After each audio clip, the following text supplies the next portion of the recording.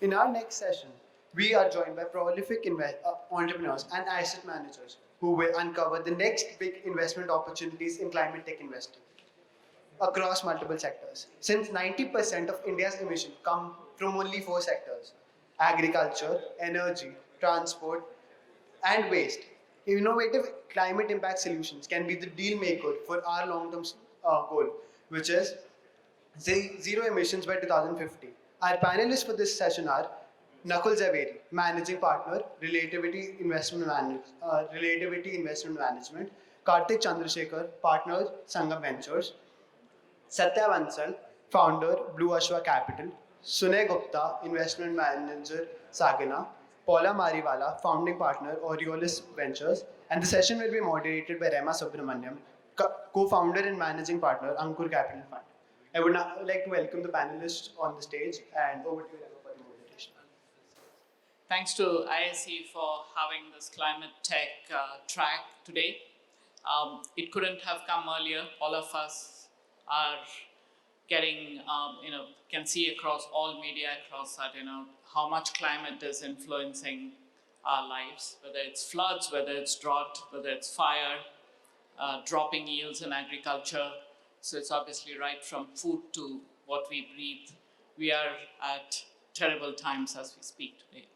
On the flip side of it is the fact that India today has a lot of innovation that's taking place in terms of technologies that can either remove, reduce, replace some of the negative impacts of climate. And we're here today to look at some of these innovations and how the investors are looking at it, and what's their point of view of how we can negate some of the climate impact. Okay? I'll start by getting all of you to introduce yourself. If you could do a short introduction before we dig deeper.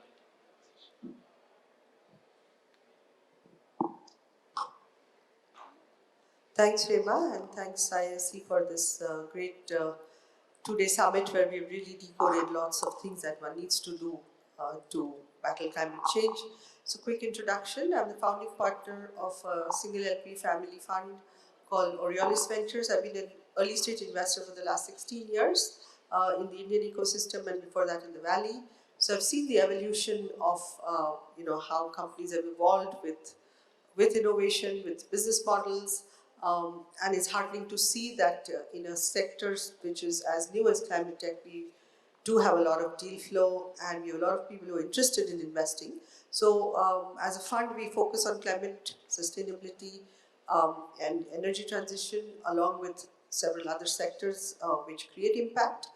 Particularly in climate, we look at climate mitigation through data. Also in adaptations in new materials and supply chain, and also bringing efficiencies through digitization and electrification of the building materials, factories, and so on. Really heartening to see a lot of new innovation coming from our own ecosystem. Though I also work very closely with the Bay Area and a little bit in Europe. Thanks. It's great to be here at ISC. I represent Blue Ashwa Capital. I'm founder and CEO of Blue Ashwa Capital, a venture capital fund based out of Singapore in India. A large part of our portfolio today comprises of clean and climate tech investment. While we do investments in the sectors that most of you are familiar with, whether it's a circular economy, green energy transition, some other sectors related to climate tech, but we also have a strong ecosystem and innovation network with our own innovation labs in Singapore and India, and trying to promote the lab to market journey for various innovators by bringing these disruptive innovations to the market. Hi, my name is Nakul Zaveri. I'm the managing partner for Relativity Investment Management. I did my first climate deal in the late 90s. I'm old, I look old, but it's fascinating to see that how climate, what was called environment finance back then, has evolved to what we call climate tech, and I'm looking forward to discussing with the other panelists more about climate tech. But what is interesting to know is a lot was spoken about climate, a lot was spoken about impact, very less was spoken about sustainability. And again, we'll speak and touch on some of these points in context of this panel. Hi, my name is Sunay Gupta. I'm from SAGANA Capital. SAGANA is a multi-family office from Europe where we have American and European and Australian family offices who want to invest in high-impact sectors like climate, like healthcare. So we have been investing for the last 5 years, more recently in India where we have a lot of circular economy portfolio, and we are actively building even deeper into several subsectors within climate like energy efficiency, like mobility, battery tech. We are looking at very deep tech investments, differentiated solutions, and I can talk more about SAGANA later after this panel as well. Thank you. Hi everyone, I'm Karthik Chandrasekar. I'm a partner at Sangam. For us, obviously we're battling climate change, but I think our vision is a more inclusive society living in harmony with nature. So what we want is basically to invest, one, to improve our relationship with the planet, with the food we eat, and ideally doing that through science and technology and innovation. So we do mostly seed early stage investments, and the main focus for us is climate mitigation, but quite a bit of our work is around adaptation as well. Thank you. Nakul, I'm going to start with you since you said you made your first climate investment in '97. So and obviously it wasn't climate tech, and today it is climate tech, and not only is it an emerging area, but it's the center of the entire investment community today, right? Everything that we do is around climate tech. How are you seeing the technology innovations and emerging tech that you see? How disruptive it is, how cutting edge it is? What's, from your point of view, how are you seeing that emerge, especially from India? Yeah. Thanks, Rema. I think for that we need to understand and step back a little. In the late 90s, early 2000s, we were focused on doing energy investing. The energy investing transitioned into clean tech. This was from 2006 to 2012. Still, energy investing, renewable energy was at the forefront. A lot of noise around clean tech that time. If I understand correctly, approximately $50 to $60 billion were invested, and half of it were lost. So this was the clean tech bust that happened between 2012 and 2015. And then we moved to climate, and then we moved to climate tech. So in that context, what is also important to understand is what is climate tech. I mean, we spoke about climate tech. It is very important to quantify this. Also to understand there is climate tech investing. We're still talking about investing. We are all investors. We're talking about returns coming through it. So in that context, climate tech is essentially investing in technology businesses that accelerate decarbonization, number one, or accelerate resource efficiency, increase optimization and productivity, and obviously provide significant amount of commercial returns. Not to forget, climate also impacts human beings, and therefore adaptation or providing them solutions to deal with is important. And therefore, suddenly, everything is up for grabs. So technology in buildings, technologies in energy, technologies in agriculture, technology in food is all focusing on these four aspects. And therefore, climate tech becomes extremely wide. Then clean tech, then energy investing, then even renewable energy for that matter. Also, for climate tech to be exciting, four things need to come into play. One is obviously cost of technology and availability of technology. Second is availability of cheap capital. Third is government enforcement and regulations and incentives. And the last is public awareness. I believe this phase is when all four of them are aligning. And that is spearheading a lot of interest into climate tech. And India essentially is a applied technology market. Right? While I would love for deep tech to evolve, we are still a very operational heavy market. And therefore, a lot of technology is moving towards workflow automation, moving toward making operational aspects much more efficient. And that's the kind of innovation we are seeing and that is needed to address some significantly large part of population. I'm going to stop there to see what the others have. So interestingly, in one of the earlier panels that I had moderated during the day, we covered about biotech, which was not just about workflow. I mean, I do agree there's a lot around bringing in efficiencies through workflow, but there's also a lot of work that's happening from improving food source of. Absolutely. I mean, a lot of work will go there across element in terms of food, in terms of waste, in terms of water. Let me give you an example on waste. I call it, I've paid a lot of tuition fees in the late 2000s trying to invest in waste. Some of my colleagues here know that we try to invest in waste, then nothing came out of it. Right? Absolutely. Massive opportunity. Government regulations. Technology is existing for 50 years. Yeah. But, so the point is that in a country like India, we need a lot of these things to line up for scale and value to happen. And sorry, the last bit I forgot to tell you, what is most exciting for me personally is value migration is underway. Intergenerational value migration. Once in many lifetimes, moving towards sustainability, moving towards climate. And therefore climate has become very vast, right? It's not one segment. It's a functional area across different segments. Yeah, that cuts across lots of industries that it go across.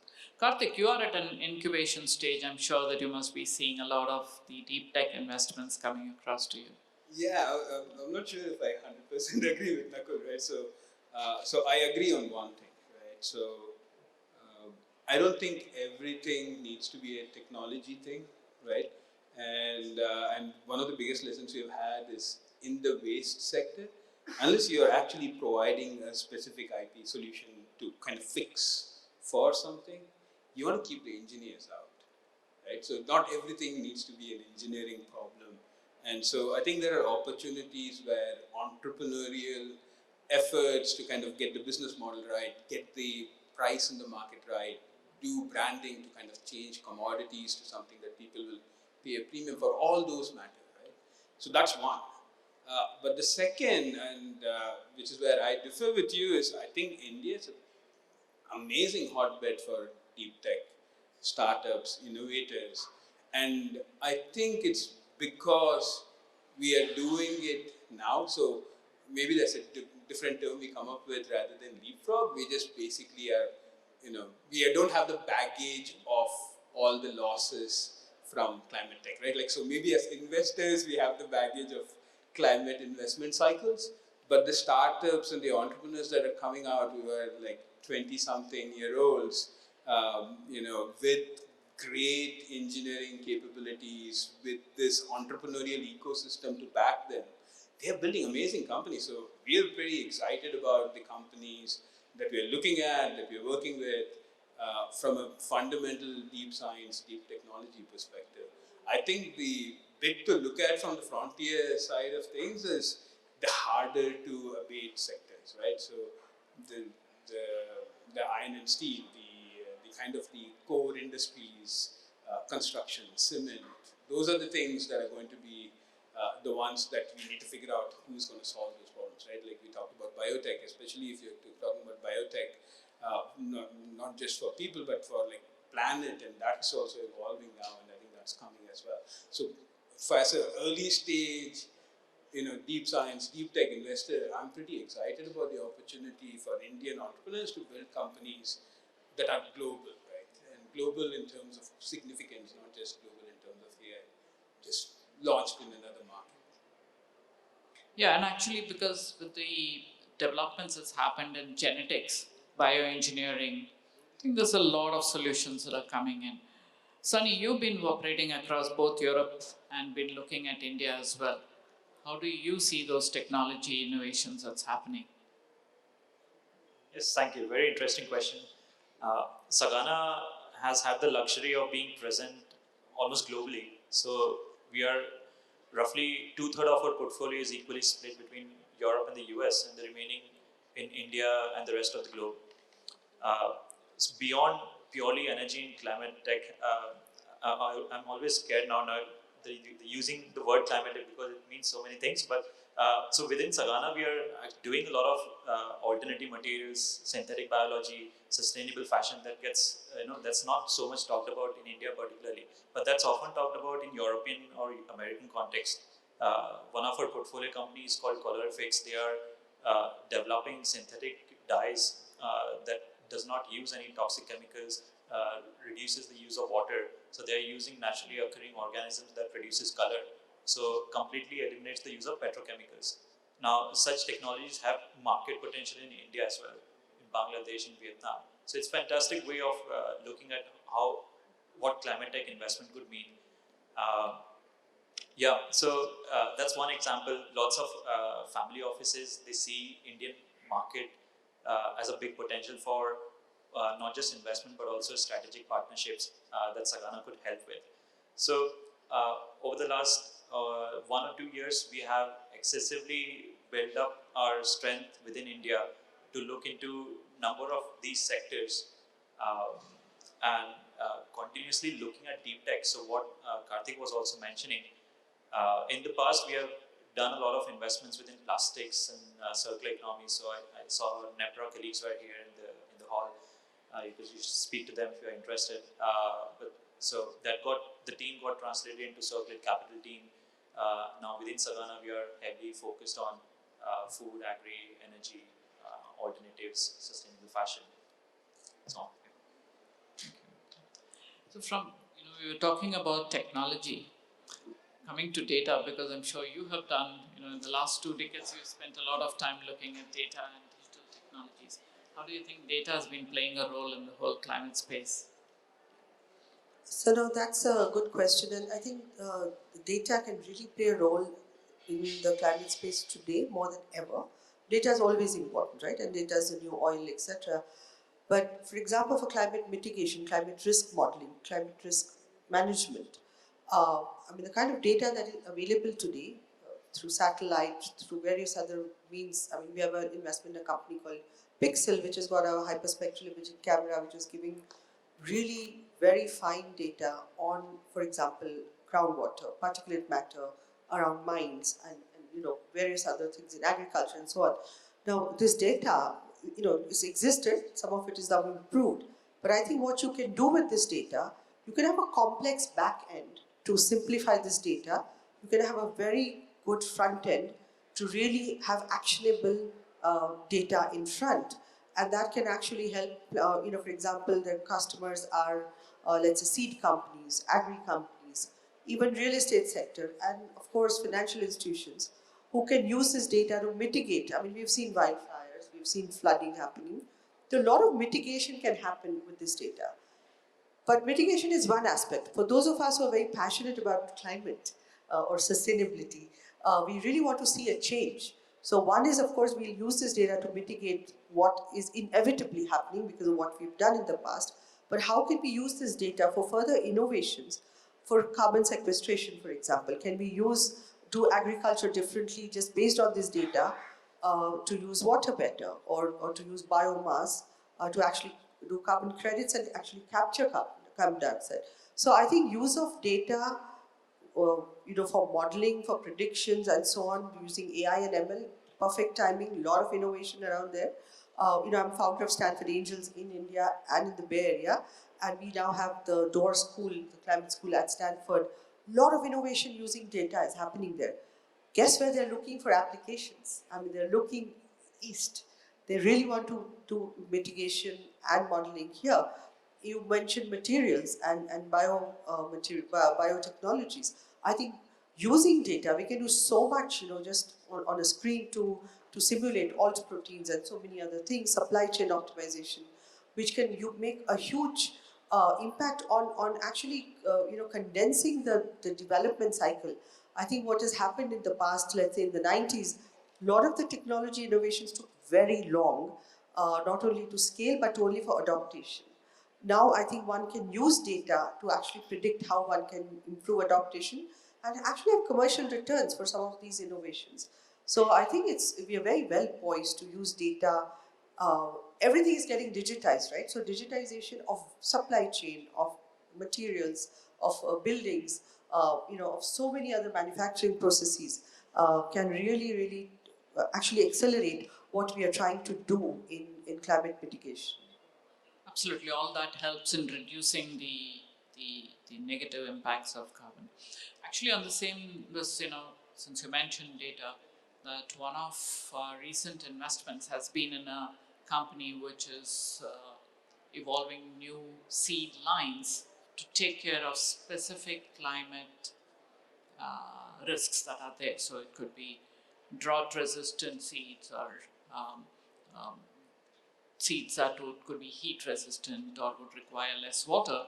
Earlier, it would take 15-20 years for each seed line to get developed, and those can be compressed significantly with using the latest data computing technologies. Right? So, Satya, you are based in Singapore, which is today the hotbed for alternate meats, apart from other climate tech investments. What are you seeing between India and Singapore?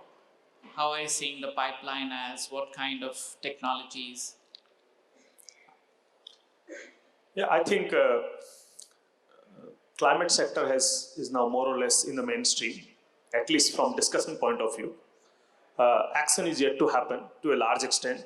If we talk to global investors and we talk about their green and clean portfolio, whatever name they call it, 90% of that has right now reflected in their solar and wind.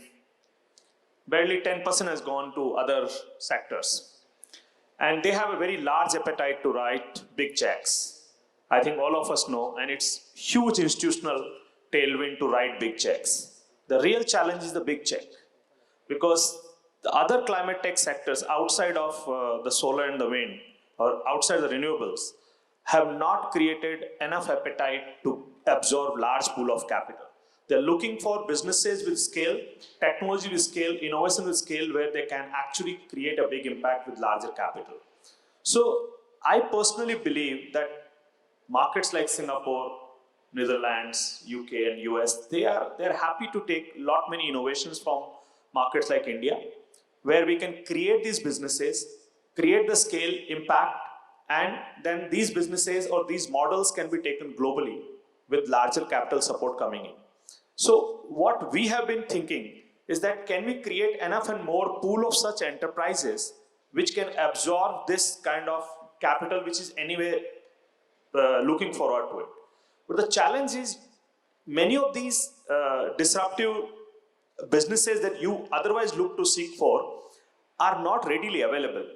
These are still driven by innovation which is confined to the labs. So idea is that how can you take these various disruptive innovations which is happening around you, various research lab across the globe, can you really turn into an enterprise and then build it to a scale and then make these investment ready for larger global capital to come and play a global game on that business model? Actually, that's part of what Karthik plays that role significantly from an innovation perspective, from this incubation perspective. Right? But you brought in a good point about the capital that would be required.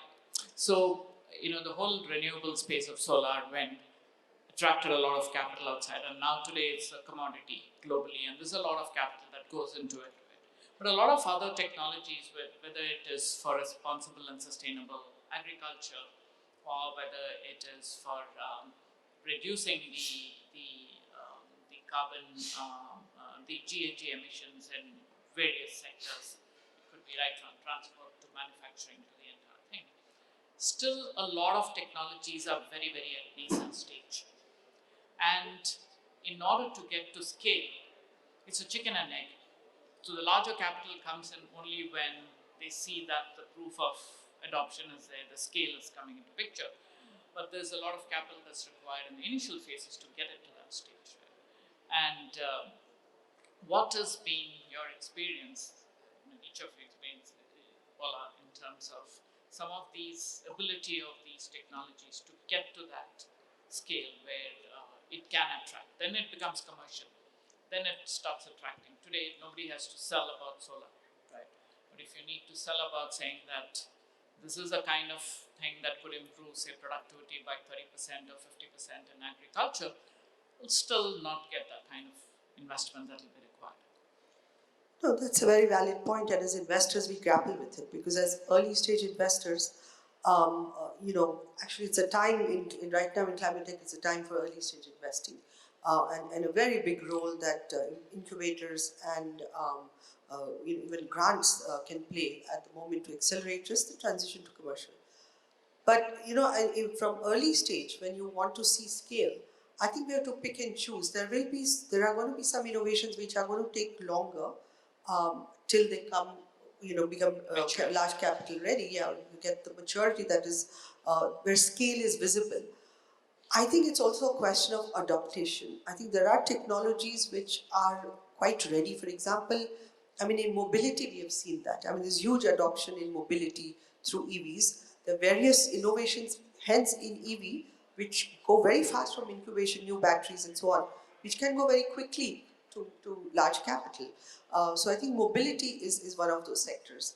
I think the second one, is and one of the biggest threats to humanity from carbon emission is through built structures. Now, here when we digitize these structures by building in energy efficiency through technology, I think it's very ready to scale. If we have the right combination of regulation, behavior change, adoption, the right technology already is there. We've got the data, we've got the right IoT sensors, we've got the right ML happening. This is very ready and I think it's happening in Europe, etc., but it's pushed by regulation. In manufacturing, for example, these are not sexy fields that we as regular VCs are used to seeing.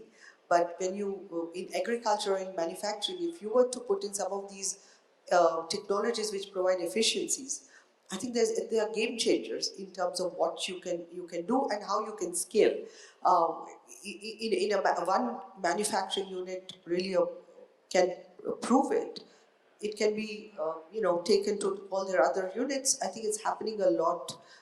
A lot of talk is happening in cement, for example. If that happens, I think they can be taken away to other companies as well, other sectors as well. I think similarly in agriculture, I think they don't see the need to adopt some of this. Water is a huge problem for all of us. But because water is not priced, people are not looking at scale in these kind of technologies. So we need a combination, much as it happened in energy, some amount of regulation to come, for there are ready technologies which can give commercial scale returns and really grow and get mature capital. Some sectors are still very new and nascent, and we need incubators and grants to play a big role. But I think data, like I said earlier, in climate mitigation, some of the digitization in supply chain and manufacturing, and to some extent agriculture. I think if there is a little bit of a push, both from industry as well as policy, we are ready for large capital in those sectors. Good point that you raised, Ankur. Based on the fact that of what she said as well, there's a huge opportunity across the spectrum, right? And so if you look at it from the fact that whether you need to reduce carbon emissions or replace carbon emissions or remove whatever, restore whatever has happened, or move on and then build sustainable systems, it's a huge spectrum. And where do you think that large amount of capital is flowing to? Do you see that there is a lot more that's moving towards certain segments, maybe because it's more sexier or more maybe because it's seen as less riskier versus at the cost of other areas? So as some of you already mentioned, 95% actually of capital goes into asset-heavy energy investments. These are large investors. Everything else over the last quarter was bucketed into climate tech. Now, even normal tech was climate tech because that's what was selling. So it becomes very important to understand that as investors, what are we trying to deploy? All of us are trying to deploy capital. Someone is deploying early stage capital, someone is deploying late stage capital. And late stage capital, the issue becomes is that are you able to absorb that capital, deploy it and scale it? That is the real definition of scale. Only if you can deploy it at scale will you be able to generate cash flows. If you're not able to deploy it at scale, then you will be doing a disservice to the return that you have promised.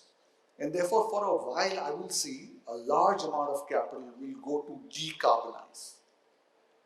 This is also because a lot of large energy companies are trying to decarbonize. I mean, we saw what Shell Foundation was doing.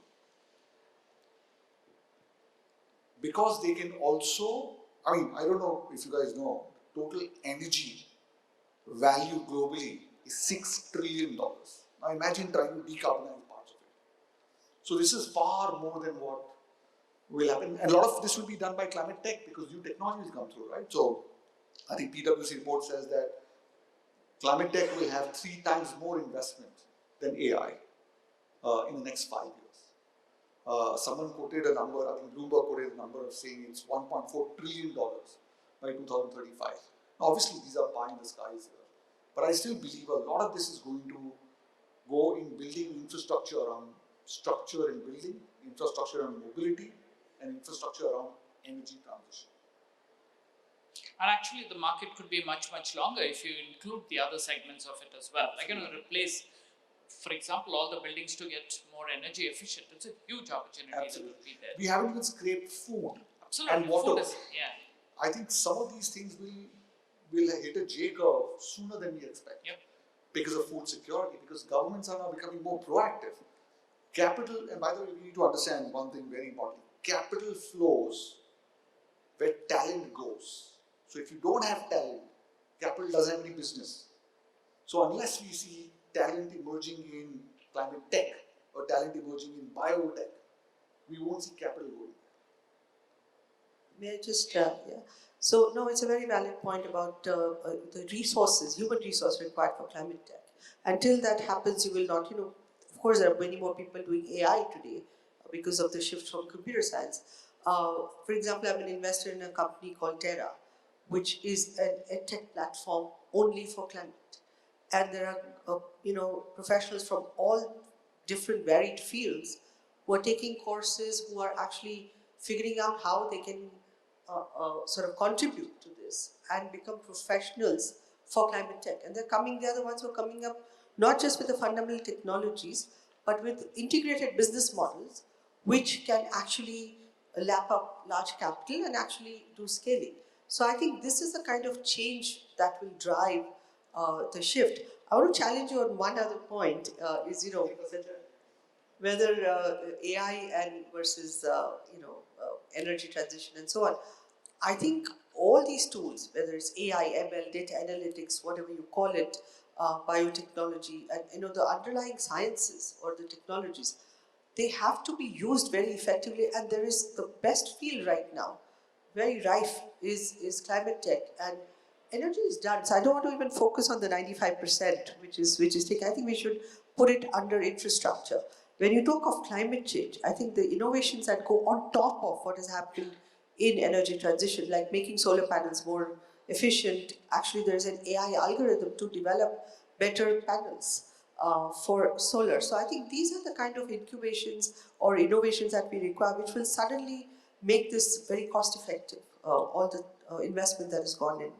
Especially material innovation is a huge opportunity that is there, right? I mean, from your perspective, what is the kind of technologies that you're seeing, or where European family offices, which is where you would like to share about, about your experiences with European family offices? Do they have a preference for a particular kind of business? So, all the family offices from Europe and America, they have different backgrounds. Some come from real estate background, some medical background. Sorry, I didn't catch that. Some family offices, so all the family offices have different backgrounds and motivations behind their operations.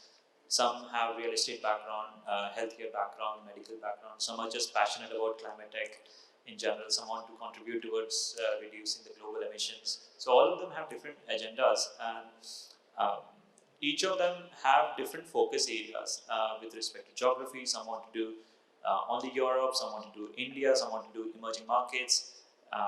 Some can do early stage, some want to do late stage. So there are lots of variations within the investment mandate of all these family offices. Well, that might be there. Do you see any trend, especially around deep tech and or the areas that could, from a climate perspective, that it could impact?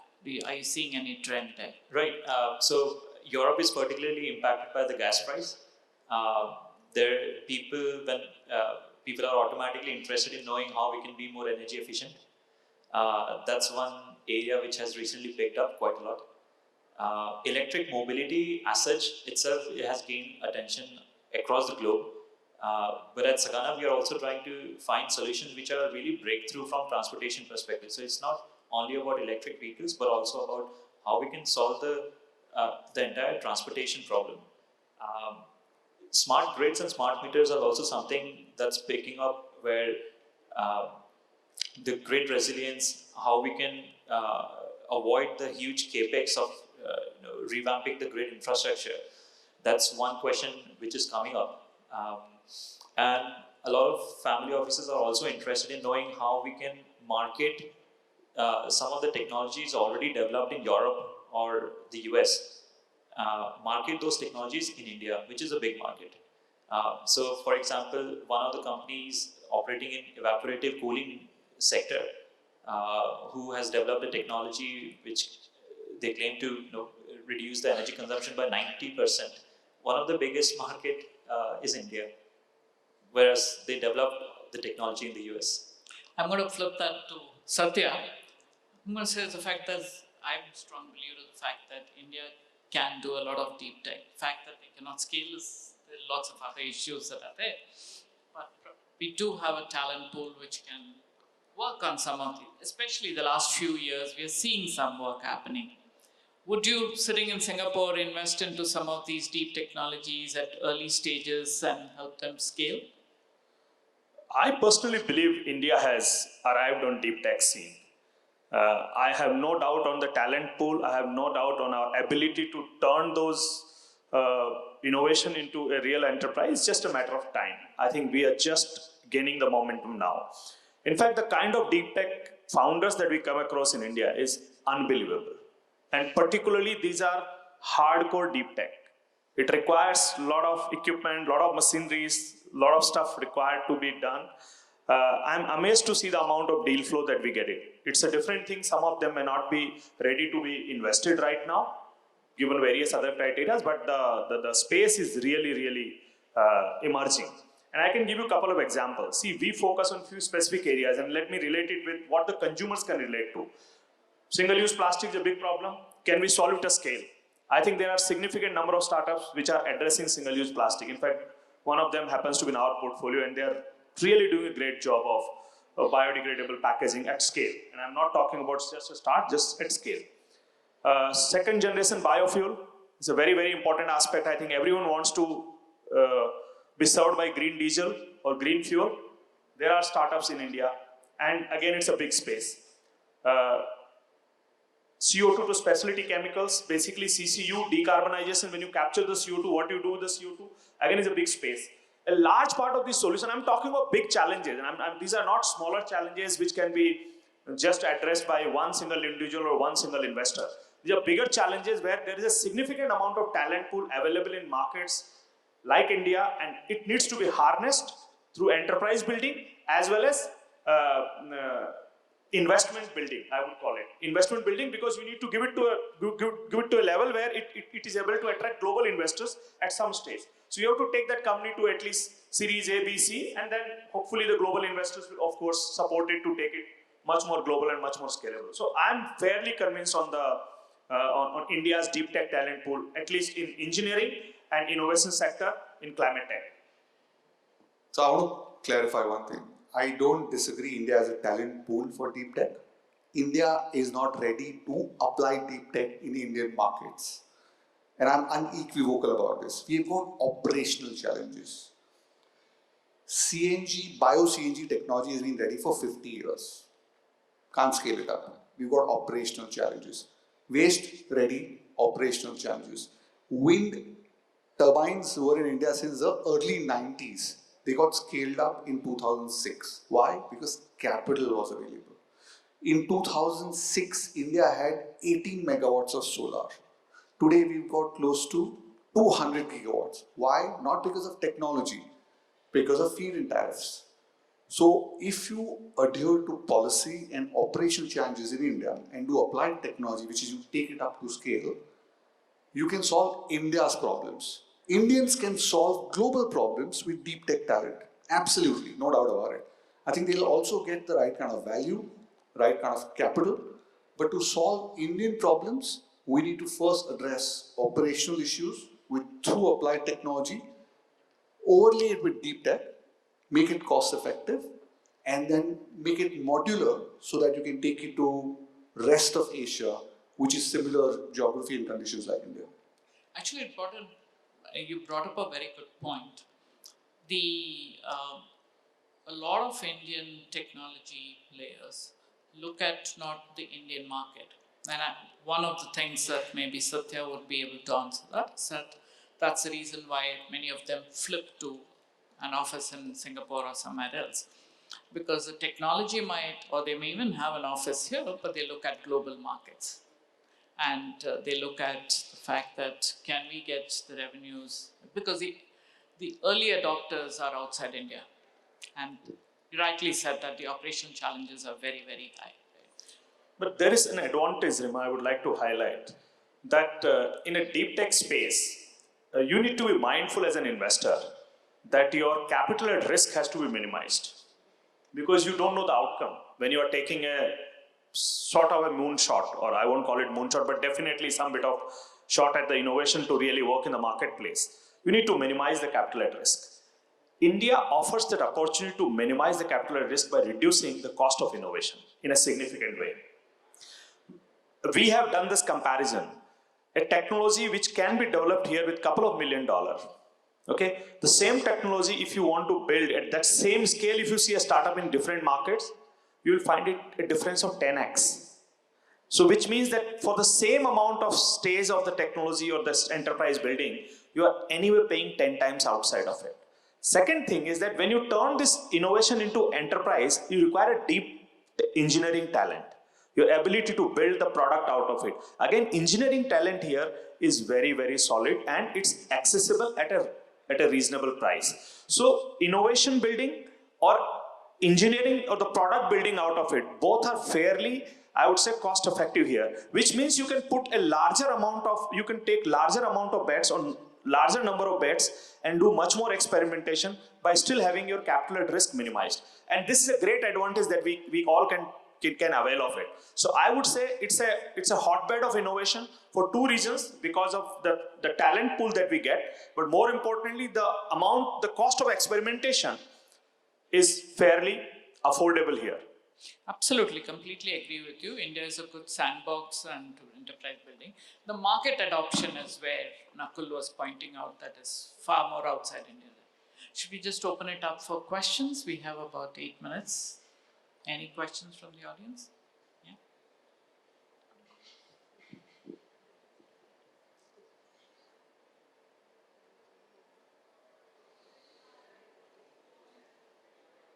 Hello, yeah. Hi everyone, my name is Vishal, I'm from Ashva Ventures. Nakul, my question is to you. Completely agree with you where you mentioned that India is facing challenges. You know, carbon credit markets began in the EU back in 1930s and 40s, and India still doesn't have one. It's going to have one, right? So, apart from that, what do you think is going to be the role of public policy in the emergence of more climate tech startups? As well as what are the existing trends abroad which can be readily adopted in India? Excellent question. I think the most recent example for public policy being more relevant is the electric mobility segment. Flame, now in its second avatar, has done wonders. I think the government is extremely excited and also very clear that it wants to not lose the opportunity to make India as a hub for electric mobility, both in terms of technology, assembly, and also being a export hub for the world. We've seen that in the past. We believe that government plays a very critical role, not only from a incentive perspective, but also from a penalization perspective. For example, if plastics, have been pushed so many times, single-use plastic banning, right? It hasn't happened. But the moment it happens, we will see a huge amount of existing innovation coming into play and getting commercialized, right? Similarly, water, wastage of water.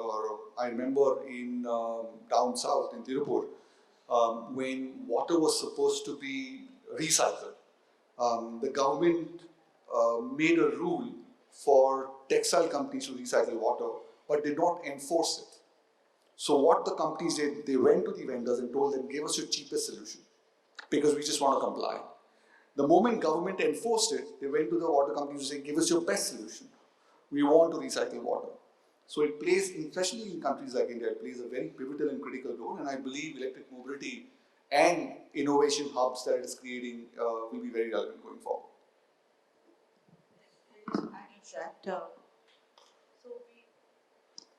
So, just as government is an enabler, it's also a disabler. Because wherever we've got very effective solutions, but government has not pushed for various reasons, political or socio-economic or otherwise, in agriculture, for example, or material replacement in supply chain, good innovation has just stayed, and those companies have flipped to Singapore or US, and they've tried to apply their innovation there. Water being a classic case, you talk about recycling, but also in terms of use of water in agriculture, there are umpteen technologies there, also for air pollution. Now, you need political will and obviously policy advocacy, but you also need behavioral change. So technology by itself is not a solution. We really need to work with all stakeholders to solve a problem which actually impacts them. So I think we need to all wear the hat of behavioral scientists and actually social scientists to really understand how we can do behavioral adaptation. And I think that is the key differentiation between, let's say some other models which were there in the 90s to what we are calling climate tech now. It has to be much more interwoven solutions. Only then we will actually see the kind of scale that we really deserve. If I can just add one thing. See, we have to see the pattern emerging in the society. We are saying, hey, why the government is not bringing a regulation to do that? I think if you really see some of the statements coming recently from Prime Minister, I was listening to this one word which really caught my attention, Jai Anusandhan. I think this is a very enabling statement, because what they are trying to do is that, hey guys, innovate first, bring the solution so that we can enforce the restriction, whatever needs to be done in different areas of challenges that we are facing. So I think this innovation-led solution building first, and then bringing enforcement is the right approach. Just simply enforcing it and not following it up will not really work. So I think this Jai Anusandhan, if we really see the deeper meaning of it, will play a meaningful role going forward. The second part is we need to start penalizing the sectors where it means. And I'll give an example. See, the road sector today, we see Indian roads at par with the best in the world. Why it happened? Because all of us, when we drive, when we buy fuel, we pay a cost to it. And that money is getting recycled for nation building, for road construction. So the road says that we start paying it. Let's start building that carbon cess into our day-to-day life. And you will see a very different kind of you can say investment climate building for climate tech also. I think none of us pay for any carbon tax in any form which at least pinches us. It may be indirectly building it. So the moment you say that you are buying thermal power, hey, you guys have to pay 1 rupee extra. I am telling you, everyone in Delhi, all their rooftops will be covered by solar immediately. So it's just a matter of implementation. So what I think the adoption, first you need to bring the solution, then you need to do adoption and disincentivization. All has to be led through public policy, through think tanks, through whatever groups that we all can be part of. And I think we are just moving in the right direction. It's just that maybe we are few years here, few years there, but I think the direction is very well set.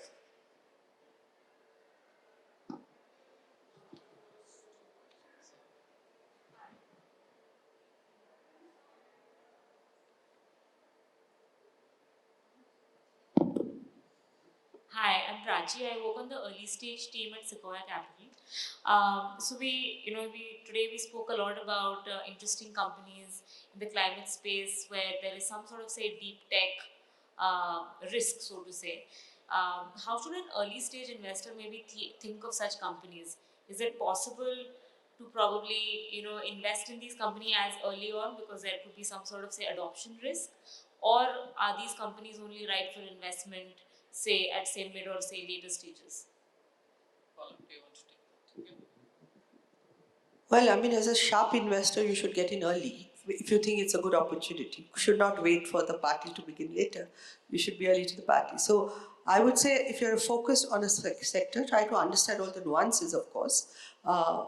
Vintage is very important. I think, for example, whatever you think today is going to lead to a scale after 3 years, that's a great time for a early stage investing. And then look out for larger, either you can be that larger investor, or you will have the ecosystem ready to invest. So I think I would say this is the time for early stage investing. Of course, you have to build the risk into your model. I mean, it's not that every model that you fund is going to succeed.